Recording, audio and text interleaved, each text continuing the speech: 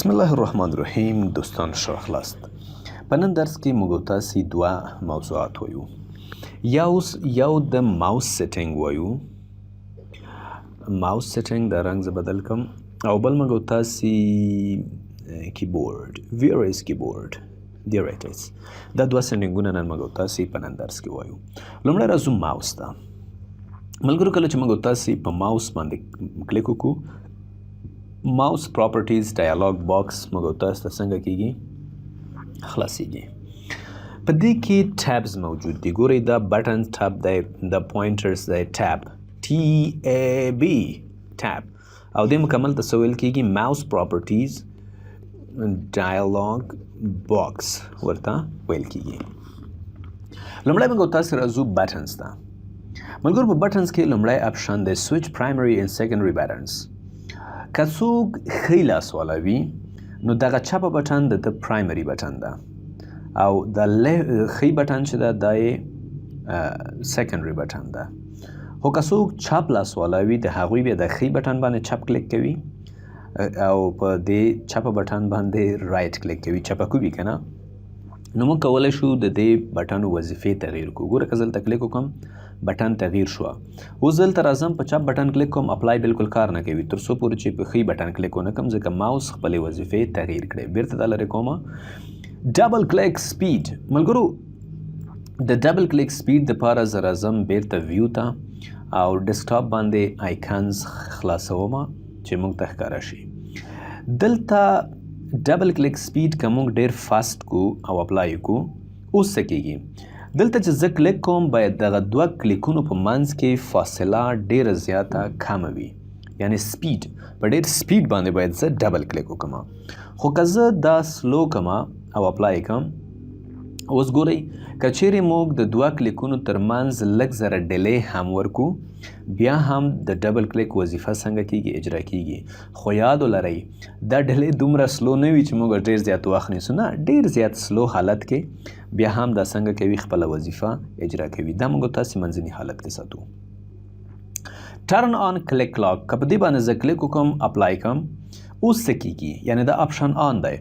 زه چې دغه د ډایالوګ باکس وي که هر څه وي، دا چې کله موږ انتخاب کو معمولی ځان سره کش کوي. اوس ما د ماوس هیڅ بټن نه د نیولې، باور وکړئ تاسو عملي کوئ دا. اوس په خپله په اتومات ډول باندې ماوس پوینټر د دغه ډایالوګ باکس پورې ونښته. بیرته کلیک کومه، خوشی کوي یې. که سیټینګز ته راشم دلته موږ ورته انتخابولی شو. ګورئ که زه لانګ انتخاب کړم، دا ډایالوګ باکس چې زه نیسم ګوره لږ چې کشوم نه نیسي، نه لاک کوي، خو چې معمولي لږ زیات کش کړم بیا دا څنګه کوي؟ لاک کوي. صحیح ده؟ دا د دې اپشن کار دی. او که شارټ کړو موږ لږ وخت کې لاک څنګه کوي؟ کار کوي. منځني حالت باندې ساتو موږ تاسې. اوکې، په دې باندې خو انشاءالله پوه شوئ. تیز زه کوم چې دا اسانه دي. پوینټرز ته راځو. دلته ملګرو موږ تاسو سره د پوینټرز مختلف نښانې موجود دي. لکه نارمل حالت کې زموږ پوینټر په دې حالت دی، کله چې هیلپ اخلو په دې حالت به وي، کله چې بیزي وي، مختلف حالتونه دلته څنګه دي؟ موجود دي. دې ځای نه دا کولی شو موږ تغییر کړو. د مثال په ډول زه غواړم دې حالت ته تغییر کړم. اپلای. تاسو اوس وګورئ زما د ماوس پوینټر څنګه شو؟ تغییر شو. بیرته زه راځم ورته 9 انتخابوم، اپلای. زما د ماوس پوینټر بیرته خپل نارمل حالت ته راغی. انیبل پوینټر شیډو. که په دې باندې زه کلیک وکړم اپلای، تاسو د ماوس پوینټر لاندې ګورئ چې یو کوچنی غوندې شیډو یا یو تیاره غوندې سیوری موجود دی. دا بیرته لرې کول غواړئ. اوکې ملګرو، دا څیزونه اکثره وخت د هغه خلکو دپاره د انتخاب وړ وي یا هغوی ته دلچسپه وي چې څوک په سترګو کې لږ لږ ستونزې لري، شیډو ورکوي. پوینټر آپشنز. دلته که موږ دا فاسټ کو، زموږ ستاسې ماوس اوس ډېر په تیزۍ سره کار کوي، او که زه چیرته دا سلو کړم ډېر دا د سلو څنګه کوي؟ کار کوي. یعنی د ماوس د پوینټر سپیډ دی. د څنګه کوم؟ زه منځني حالت کې ساتم، د حالت کې ساتم چې په منځني حالت کې وي. دلته دا لاک آن دی، نو ځکه ځینې څیزونه لاک کیږي. صحیح ده؟ دا مې دې حالت کې کړ چې زه نارمل وکولی شم په ماوس باندې کار وکړم. انهینسډ پوینټر پرسیشن. ملګرو دا که موږ انتخاب کړی وي زموږ او ستاسې د ماوس پوینټر چې دی ډېر په دقیق ډول کومې نقطې ته چې موږ او تاسې دا وړل غواړو هغلته به ورځي. لاندې اپشن ته راځو automatically move pointer to the default button in a dialog box. تاسو وګورئ ملګرو زه دلته د فایل ډیلیټ کول غواړم. دا فایل دی ویډیو د ویډیو وبخښئ د ورډ یو فایل دی. په دې ښي کلیک کوم او زه ورته وایم ډیلیټ. اوس ګورئ موږ ته دا کنفرمیشن ډیالوګ باکس راغی خو دلته نو او د یس منځ کې تاسو فرق کولی شئ. په دې یس باندې داسې بلو غونتی یوه کرښه راتاوه ده یعنی دا ډیفالټ بټن ده. صحیح شوه یعنی دا ډیفالټ بټن ده. که زه په دې کلیک وکړم اپلای. اوس که زه دلته راځم ښي کلیک کوم او بیا ورته وایم ډیلیټ. اوس د ماوس پوینټر په خپله ما دلته نه دی راوستی په خپله ډیفالټ بټن ته څنګه کیږي ورځي. دا د دې بټن کار دی. automatically move pointer to the default button in a dialog box. په یو ډیالوګ باکس کې ماوس پوینټر ویسا هماغه ډیفالټ بټن ته. ډسپلی پوینټر ټریلز د دې ماوس پوینټر شاته لکۍ ورکوي. لانګ یې غواړئ که کوچنی غواړئ دې ځای نه برابرولی شئ. hide pointer while typing او show location of pointer when I press the control key. دا دواړه اپشن ما انتخاب کړي دي. زه راځم یو پروګرام ته. د مثال په ډول موږ تاسې راځو نوټ پیډ پروګرام ته. په دې پروګرام کې زه څه کوم لیکل کوم. فرضاً دا زموږ ستاسې ماوس پوینټر دی. تاسو وینئ دلته ښکارېږي کرسر. که زه دلته کلیک کوم this is my PC. دا زما کمپیوټر دی. ماوس کرسر ورک دی. که زه کنټرول ووهم ما ته د هغې موقعیت څنګه کوي ښیي. کنټرول بټن چې زه کله ووهم ما ته موقعیت راښیي. دا د دوه اپشنونو کار دی. ویل د ویل دپاره موږ او تاسې څه خلاصوو وین ورډ پروګرام خلاصوو تر څو موږ او تاسې دغه د ویل وظیفه ډېر په دقیق ډول سره وکتلی شو. ویل اصل کې ویل کېږي دا د ماوس په کې تاسو یو خو رایټ کلیک بټن ده یو لیفټ ده یو په منځ کې دغه ساحه ده ویل دلته موجود وي ګرد غوندې ټایر په هغې باندې موږ خپله صفحه مخته وروسته وړلی شو. زه راځم په ورډ کې دلته ډېر لیکل کوم رینډ یو 40 پیراګراف انزرټ کول غواړم. انزرټ یادونه کوم که چیرې تاسو په مایکروسافټ ورډ زده کول غواړئ نو زموږ د ورډ رینک ترلاسه کوئ. دلته اوس دا لیکل ما وکړه څو صفحې دي تقریبا 4 صفحې لیکل ما کړي دي. صحیح شوه.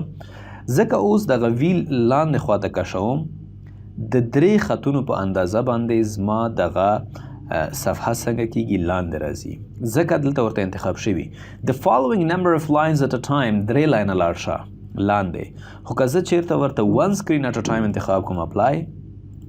اوس ګورئ زه چې معمولی خپل ماوس پوینټر لاندې راوړم ما دومې صفحې ته څنګه کوي راولي. یعنی په ډېر معمولی کشولو سره ما دومې صفحې ته څنګه کوي راولي. یعنی یوه صفحه موږ لاندې راتلی شو.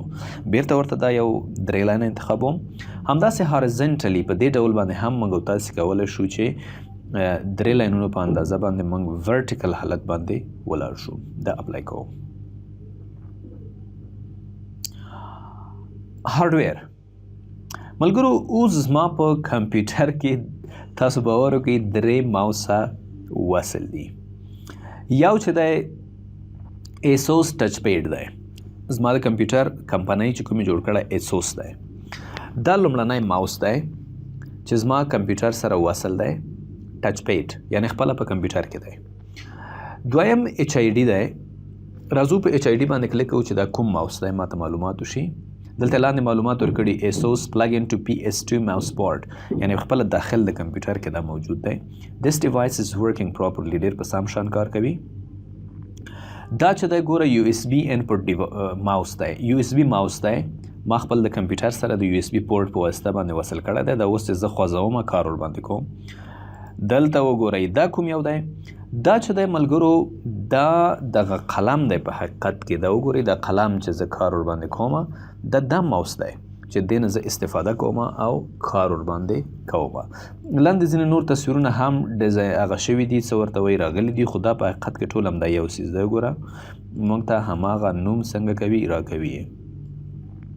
دلته موږ تاسې دوی په اړه باندې معلومات هم کتلی شو ټایپ یې کتلی شو. صحیح ده. خو که زه چېرته اوس د خپل کیبورډ څخه دا یو لرې کړم تاسو وګورئ یو ما لرې کړه. اوس دلته 2 دانې شوه. څو دانې شوه 2 دانې شوه یو هماغه خپل اصلي دی او یو USB ماوس دی صحیح شو اوکې کوو دا زموږ استاسي د ماوس پراپرټیز وه امید دی چې په دې باندې به پوه شوي یاست بل یو کوچنی درس موږ تاسې وایو هغه کیبورډ دی کیبورډ ته زه راځم د کیبورډ 2 کوچني سیټینګونه دي زر زر وایو لومړی کریکټر ریپیټ کله چې موږ تاسې یو څه لیکو په مایکروسافټ ورډ کې یا په هر پروګرام کې چې موږ تاسې لیکو اکثره وخت خلک دا ستونزه لري چې دوی فرضاً موږ ورته وایو احمد ولیکه دوی احمد داسې لیکي 2 ای ورکوي یعنی ګوته ډایرکټ په خپله ځینو ډبل کلیک فشار ډېر اخلي نو دې په خاطر چې موږ او تاسې د دې ستونزې څخه حل شو د دې ستونزې څخه خلاص شو نو مایکروسافټ دلته د اپشن رابستلی دی که دا زه لانګ کومه ګوره اپلای کوم اوس زه ډبل ای لیکم یو ای چې ولیکم د بل ای په منځ کې زیات وخت راځي د یو ای او د بل ای په منځ کې زیات وخت نیسي یا فرض زه د کیبورډ څخه بیرته بیک سپیس بټن وهم اکثره وخت چې بیک سپیس بټن خلک وهي چې یو څه پاک کړي نو زور ډېر ورباندې کوي اول حرف هم پاکیږي دوم هم پاکیږي ډېر زیات پاکیږي نو د دغه مخنیوي دپاره هم موږ او تاسې همدا اپشن لانګ کوو اوس وګوره یو حرف چې کله پاک شي د بل حرف پاکولو پورې ډېر زیات وخت نیسي دا ځکه چې دلته موږ دا لانګ کړی دی که دا شارټ کو ډېر زر به دویم حرف ورپسې کیږي او بل دلته موږ ریپیټ ریټ لرو د ریپیټ ریټ مطلب څه دی ملګرو که دا زه فاسټ کما ګوره زه مسلسل لیکل کومه تاسو ګورئ دغه څنګه زرو زرو حروف لیکل کیږي یعنی که بیرته زه دا شارټ کم اپلای کم اوس وګورئ یو حرف او د بل حرف مرز کې څومره فاصله ده نو اوس موږ تاسې دا زده کړل درته وایم که زه فرض مثال څه لیکمه زه دلته راځم د خپل قلم وصل کم کمپیوټر سره زه ګوري دلته لیکم احمد ای او دا اپشن موږ تاسې لانګ کړی وي نو د دغه یو ای د لومړنۍ ای او د دویم ای په منځ کې به څه راځي ډیلی به راځي وخت به راځي او د دې دویم اپشن کار څه دی دویم اپشن کار دا دی فرضاً موږ ای لیکو د یو ای د بل ای دغه ریپیټ کیږي چې د دې ترمنځ به څنګه وي فاصله به لانګ او شارټ وي او دلته موږ کرسر بلینکینګ لرو کرسر بلینکینګ د وینې دلته کرسر وینې چې بلینکینګ کوي که دا زه فاسټ کم تیز به کوي د منځني حالت کې کومه ډېر به مناسب وي اپلای دلته موږ هارډویر ته راځو موږ یو کیبورډ کمپیوټر کې لرو سټانډرډ کیبورډ دی plug into keyboard part د کیبورډ د پارټ سره کمپیوټر سره وصل دی یعنی داخل د مدر بورډ کې this device is working properly دا په ډېر مناسب ډول باندې کار کوي